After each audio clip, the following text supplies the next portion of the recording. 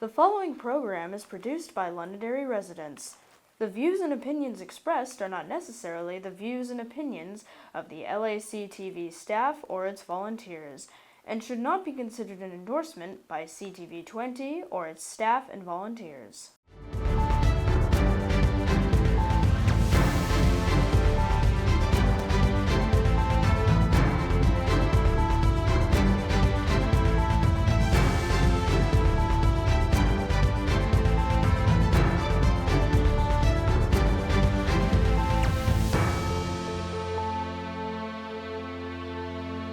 Well, hello, Londonderry again.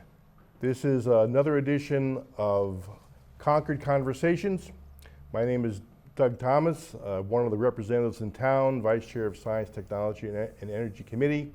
And our mission for Concord Conversations is to present informational articles out on what's going on around the town, the county, and the state.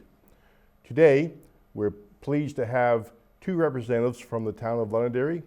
To my immediate left is Justin Campo, the Finance Director for Londonderry, and to his left is Mr. Art Psaledas, the Acting Town Manager.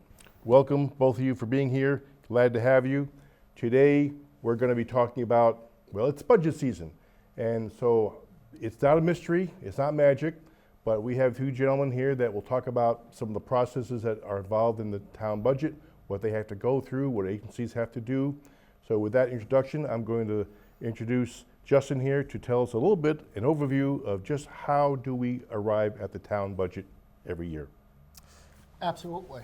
So every year we will meet with the town manager and myself will meet with all the departments.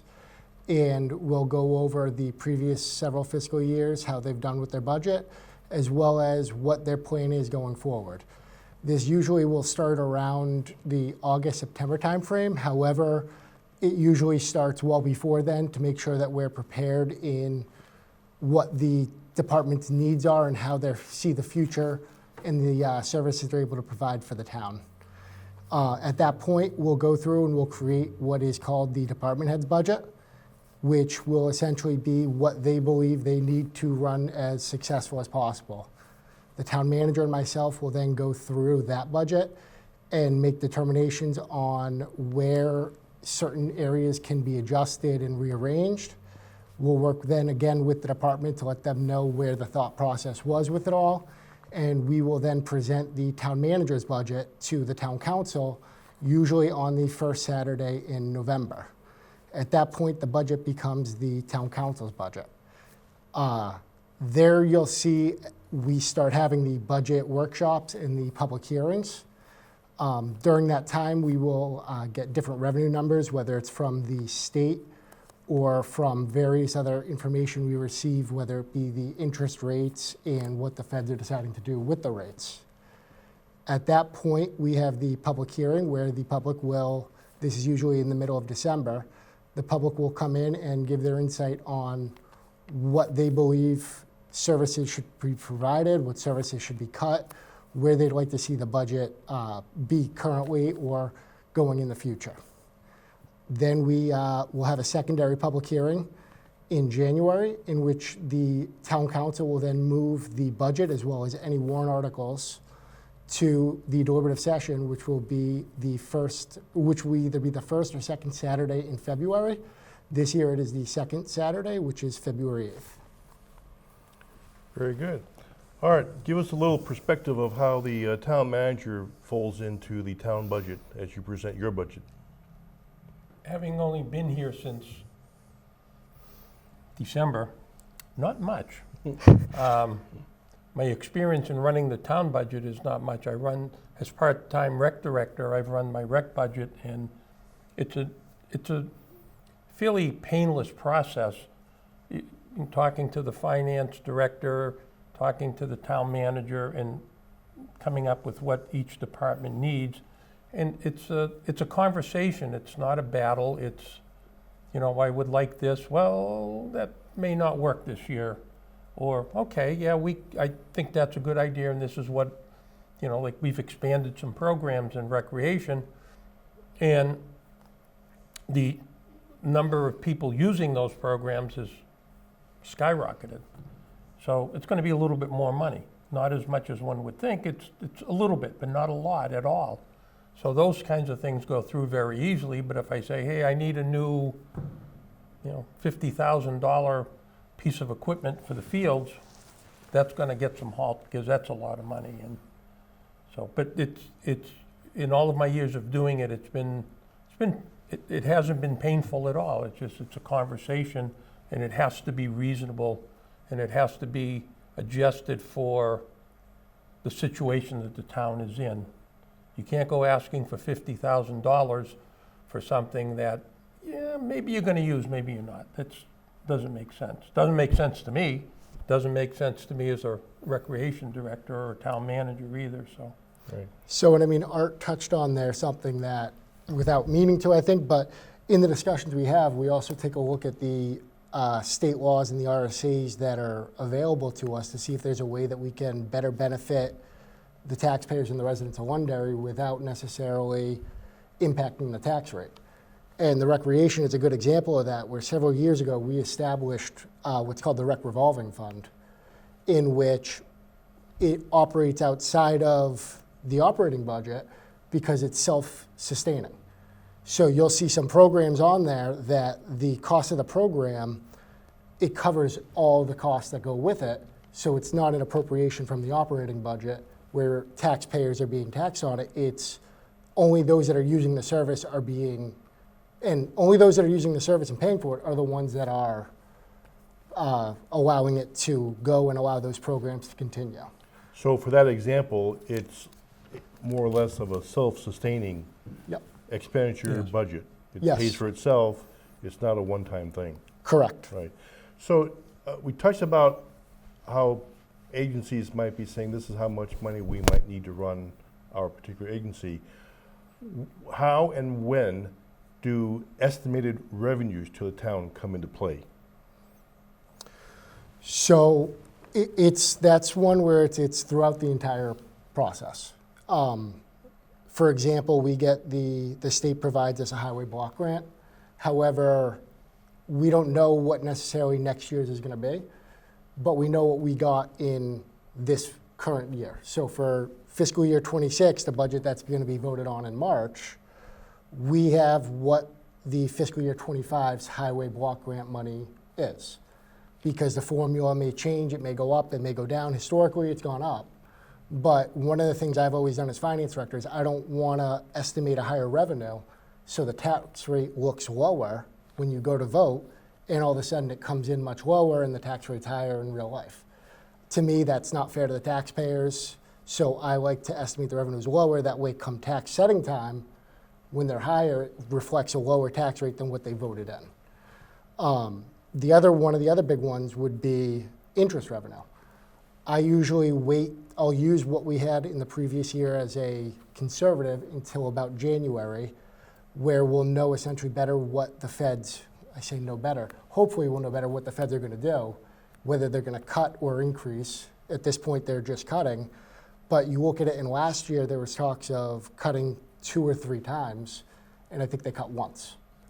This year, there's the same thing of cutting 2 or 3 times, but now it's dropped down to maybe 1 or 2 times.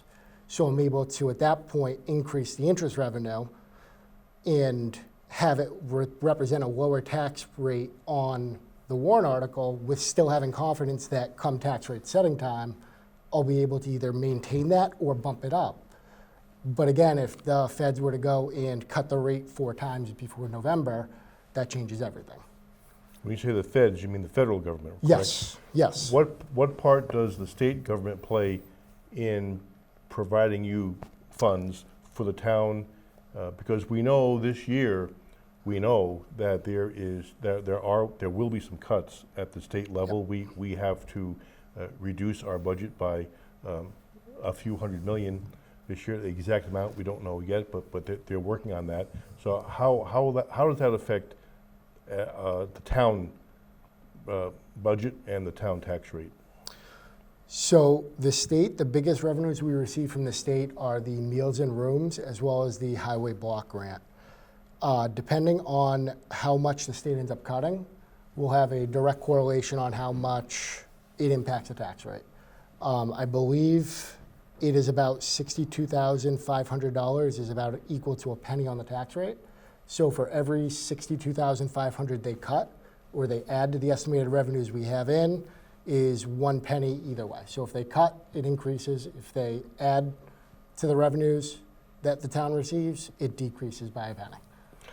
That's a good point, because you mentioned a certain amount of money that affects the tax rate by maybe a penny. Yeah. How is that calculated? It must change every year.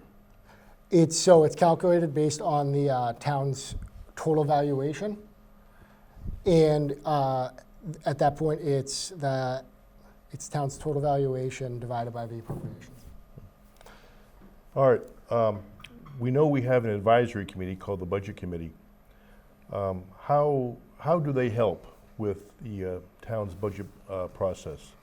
Because I know they report back to the town council. Right. But from your observation, the short time you've had, how do they affect everything? I think the budget committee sometimes takes a different look than the town council does, different angle. And I think the budget committee is essential to government, to have a group that is looking at the budget period, whereas the town council is looking at many things. And tax rate is number one usually. But I think the budget committee, looks at things, and they may come up with a different angle of saying, in the past, there's been like, well, if we hire a person, we don't have to use a service, and it's going to be cheaper for us. Those kinds of things, and I think it's essential to have them. And I think they put in a lot of hours, a lot of work, and they drill through the budget, which is their charge, and that's what they should do. And I think in recent years, and Justin will know better than I, but I think the budget committee and the town council have been pretty close. The budget that is prepared or presented to the people is very fair. There's not a, everybody talks about fluff in the budget, and it's not there. I don't know where people got that idea, but it's not there. The budget committee that's part of their job, is to analyze the budget and see what you think, and that's what they do. And sometimes it's painful for groups that want something in, and the budget committee says, no, I don't think we can have that. Well, they're not being the bad guy, they're just doing their job. Right. I'm sure all department heads, their job is to run their department efficiently and effectively. Right. And so they are going to present their case for what they feel will put their department to best function in the town. That may or may not be agreed to by certain other people, but they're doing their job in presenting their side, and it's up to other people to decide, okay, what can we do with this? And to best serve the people in town. Right. So if, just say, for example, DPW, they say, well, we want that budget lowered. Well, our roads are better than anyone around us now. You don't find many potholes in our roads in Londonderry, if any, as opposed to going into Manchester, where it's like going on a ride at an amusement park where it bounces you all around. So I get back to, why do people live in Londonderry? I think it's nobody moves to Londonderry for the low tax rate. I think they move for the quality of life, and that's the quality of life that they want here, and that's the services. But if DPW comes in and, well, you guys are using too much salt, you're using too much sand, whatever, what happens if the plows only make 2 passes every big snowstorm instead of 3 or 4? Mm-hmm. And that's going to adversely affect the town people when the roads are a little slick. Right. So, You mentioned a good point about people don't move here because of the low taxes. But we do have a large proportion of people who have been living here for 40 or 50 years. And they have seen a lot of changes. And and of course, property taxes are always the big subject matter. In the last several years, what has the town done to keep the town's portion of the property taxes low, and what proportion of the overall property tax is the town responsible for? So this year, The town is, for the first time in over a decade, presenting a budget that is above what's considered a default budget. The previous 10-plus years, we've been operating at or below the default budget calculation, which has it's caused issues within itself, because default is the previous year's appropriation adjusted by contractual agreements, debt service, and one-time expenditures.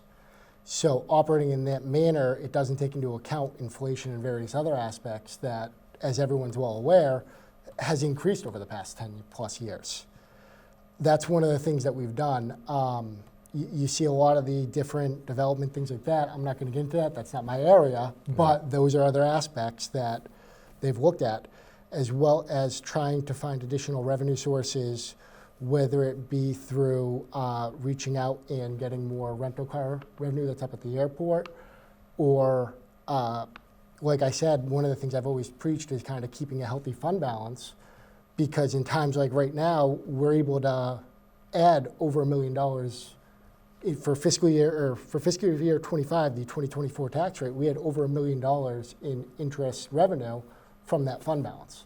So that $1 million decreases the people's tax rate this year, and that fund balance is still available to be utilized next year and add to the interest revenue for next year as well. So we've limited the amount of appropriations we request from the taxpayers over the past 10-plus years. And one of the other items that the town council has done is we have 35 warrant articles this year to allow the taxpayers to decide what they want to spend the money on and where they want to spend it. One of the other aspects we're starting to do is we have, using the fire department as an example, fire engines and apparatuses are not the price they used to be. They're much more expensive now. So we've started reutilizing the capital reserve fund, because the laws have changed where we can now utilize the capital reserve fund to assist in lease payments for those, or financing payments for those. So that way, over the 10 years, we can use, this year I believe we're asking for $300,000 in it, and we asked for $100,000 last year. We have 2 fire engines on order. They're each 1.1 million. Now, when we go to finance, we'll only be financing $900,000 over the 10 years instead of that 1.1 million. We're looking to utilize resources like that from the RSAs and the states that we have to lower the long-term impact, and use, my recommendation is to utilize fund balance for stuff like that. That way it benefits the taxpayers for the next 10 years throughout that lease, where you're getting that savings, or not savings, you're getting the use of the fund balance for the 10 years rather than 1 year. You mentioned the fire department. I happened to take a tour of the fire department a few weeks ago, and you're right, the costs of fire engines nowadays can run into the million, and hundreds of thousands of dollars for some of the lower ones. But it's not only that. I was amazed to find out that their fire engines can be years on order, So- not just next year. It could be 2 or 3 or 4 years, depending on the company that they choose to go to. And I know the town here has chosen to go with a certain company that they feel has given them the best service and the best quality over the years. But if you don't plan now for your future needs, you can be caught short. Yep. So we actually have a ladder truck on the warrant article this year for 2.3 million. If that's approved, when we order it, we're not going to see that vehicle, we're not going to see that ladder truck for at least 4 years. So I mean, you have to play that game as well. We've had ambulances on order for about a year. It's not just the apparatuses, it's all that equipment where you have to make sure that everything's in line, because at some point the cost of fixing those vehicles is more than what the lease payment would be for a new vehicle, and you're not getting the same service out of that vehicle that you normally would be able to. It's a daunting process. Go ahead, Art. I think what people need to realize too is that the cost of running, just say town hall, the fire station, police station has gone up. Electricity's gone up. It's gone up in my home and in yours and in Justin's. It's gone up for the town too. So people will say, well, my taxes haven't gone down. And if you look historically at our taxes, for a long period, our taxes were very, very stable. I can remember the days when the taxes would go up and down like that, and I remember selectmen town council meeting, they said, we got to get this leveled. It's too difficult doing it this way. And they have, with Pettingill Road opening up and a lot of the big buildings going in. But again, if water goes up for the people at home, it goes up for the town. If electricity goes up, if heating goes up, it goes up for the town and for the citizens. So citizens are kind of getting hit with a double-edged sword here. And it's always been that way, but I think it's more difficult now with the way inflation has gone up. Just talking about the price of eggs today, Right. So. Well, you're lucky you're not in New York City, because they were reporting that a dozen eggs were running at about $19 a dozen. Which is why I wouldn't live in New York City. But to your point, yes, inflation is really hurting everybody across the nation, even here. And so even though we make cost-saving endeavors, it barely keeps it from being even more expensive than it is now.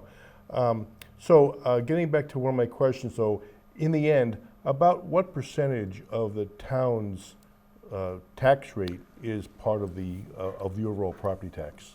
So it's about, I'd say around 30%. The school covers about, the town is between 30, 33, the school is between, I'd say about 60, 66.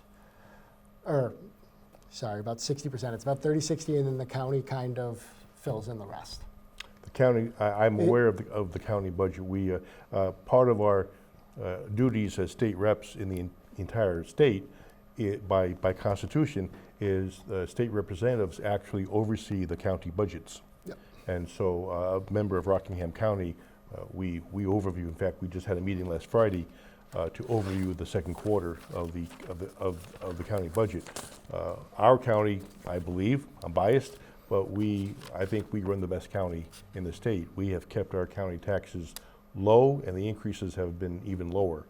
So, and even though they're a small percentage of the property tax, every little bit helps. One of the interesting statistics I came across was people are saying, well, nobody can afford their taxes. In 2023, 99.6% of our taxes were paid. In talking to people around the state, that is an extremely high number, high percent. So people are able to pay their taxes, but if you buy anything, go in and buy a pair of sneakers for a teenager, you're going to say like, oh my God, that's outrageous. Well, that's not to say that they're not, that we can't say that it's painless, because even though they are able to make their taxes, I'm sure they're making sacrifices in other areas. It is, and I think we go back to what you said before about inflation. It just costs more, and I feel bad for people. I don't know how people can afford to feed a couple of teenage boys at home. When Mr. Campo was growing up in his household, how his mom managed to feed them all when they were growing, and it's very, very difficult. But that's across the nation. It's not just us, and it's more of a global thing that we have to kind of get inflation. Well, we don't want to tell the folks out in Londonderry that I'm sure both of us can remember when gasoline was 29 cents a gallon. I can remember when I paid under 20 cents for a gallon of gas. There was a little gas war going on. And you used to get glassware with it too. You get S and H green stamps, and they'd wide, but. Yeah. Tell us a little bit about now, with the time we have remaining, how do the warrant articles play into the town's budget, and who puts them forward, and how are they developed for the budget purposes? So the warrant articles are developed by usually myself, the town manager, and the department that would be kind of requesting it, whether it's DPW, fire, police, engineering, or any of those. Historically, you look and we try to maintain certain ones at a certain level because they serve a purpose throughout. So the expendable maintenance, for example, helps us maintain all the buildings and facilities, and it allows it to prepare for larger projects. That way we don't have to have the tax rate all of a sudden skyrocket up. The roadway maintenance is kind of the same deal, where we can prepare for larger road projects rather than taking out bonds like they used to, where now all of a sudden you're paying, $100,000 or so every year for 10 years for 1 million that you had 1 year that's no longer gone. It was used for one project. So it allows for that aspect. We're funding the capital reserves at a pretty good rate at this point. To again, it's mainly used to try and prevent the giant increase in taxes on the operating budget to allow it to continue forward. Because with the operating budget, come June 30th, none of that money carries forward. It all lapses fund balance, and we can no longer utilize that appropriation. Where the capital reserves, it maintains in there, it has to be used for that specific purpose. And it allows the town to prepare for the future, similar to how private industries or us as individuals are able to do, where we can put money to the side to prepare for a project we know is going to be coming down the road. Well, I have one last question before we get into our wrap-up session, and that would be, people, I know it's a big topic, it's how our properties are assessed. And so how are our properties assessed? And I know that the values have gone up all over the country, but here in particular. So how is it assessed, and how much does that play into the town taxes, and how much of that is under direct control of the town versus what maybe the state may say? So I am able to speak dangerously enough about this, but it is not my area of expertise by any means. Our assessing department is the ones that will handle how everything is assessed and the way it's done within the state regulations and state laws. What I can tell you from my knowledge, it's based on recent sales and how the value of the town is, essentially. They use comparative process. I know that not historically, but prior to 2019, the state requires, prior to 2019, we would do a revaluation every 5 years. Mm-hmm. So 2019, as an example, the last time individuals' houses were revalued would have been 2014, 2015, and the value of houses increased greatly from that time. We've switched to now every 2 years to be able to kind of level that out, where if the house values start dropping, you'll also start seeing that as well. And it also allows the commercial side to be caught at a quicker scale as well, because one of the issues you have is if the equalization rate, which is set by the state departments, for the town, depending on what the valuation is versus what commercial valuation is, if it drops below 90 and commercial were to file an abatement, we essentially would not have a chance of winning that abatement, and they would end up winning it. The value for how it plays into the tax rate it's big, because it goes back to how the tax rate is set, is the valuation of the town. So the more valuation that's added to the town, the lower the tax rate is. That doesn't necessarily mean the lower the tax is, because if the valuation increases and your house value increases by more than what the percentage is, your tax bill will go up even though the tax rate went down. So it's one of those tricky items where now all of a sudden your house is worth, $500,000 where it used to be worth $400,000, and you're paying more taxes despite the tax rate being lower. However, somebody in a similar situation where they could have had a $400,000 house and now they're at $425,000, they could be paying less taxes with a lower tax rate. It depends on how much your valuation increased compared to the total valuation of the town. I know mine has increased greatly over last year, but I'm sure everyone feels that Simple pain. example that I use to tell somebody, if the three of us had a village, and we each had homes, and it cost us $3,000 a year to run our village, and they told us our houses were worth X amount, so we each have to pay $1,000. Now, next year they come in and tell us our homes are worth twice what they were. We still only pay the $1,000 if that's what it costs us to run our village or our town. Right. So when people get confused with the tax rate, well, I'm gonna pay more taxes. Not necessarily like Justin just said, it's a little more complex than that Right. with the value. And the other thing is, people with the values going up, bad thing, not when you're gonna sell it, it isn't.